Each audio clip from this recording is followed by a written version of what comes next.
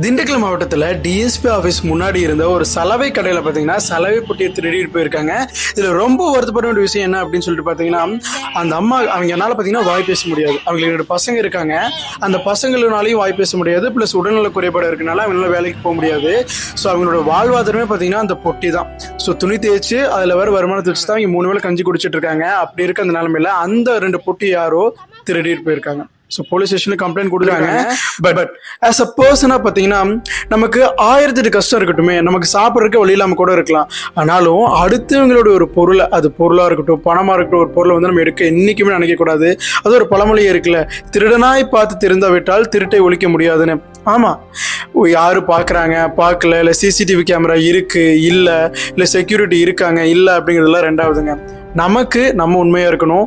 இந்த வீடியோ பார்க்குற 4 பேரே இருந்தாலும் சரி, நாம் நம்ம வாழ்க்கையில் எவ்வளோ ஒரு கஷ்டமான ஒரு சூழ்நிலை வந்தாலும் அடுத்தவங்களுடைய பொருளுக்கோ பணத்துக்கோ ஆசைப்பட மாட்டோம் அப்படின்னு ஒரு உறுதிமொழி எடுப்போம். ஏன்னா இதுக்கப்புறம் வரக்கூடிய ஒரு சமுதாயமாவது நல்ல சமுதாயமாக இருக்கட்டும். பிகாஸ் மாற்றம் ஒன்றே மாறாதது, அந்த மாற்றம் நம்முடையதாக இருக்கட்டும்.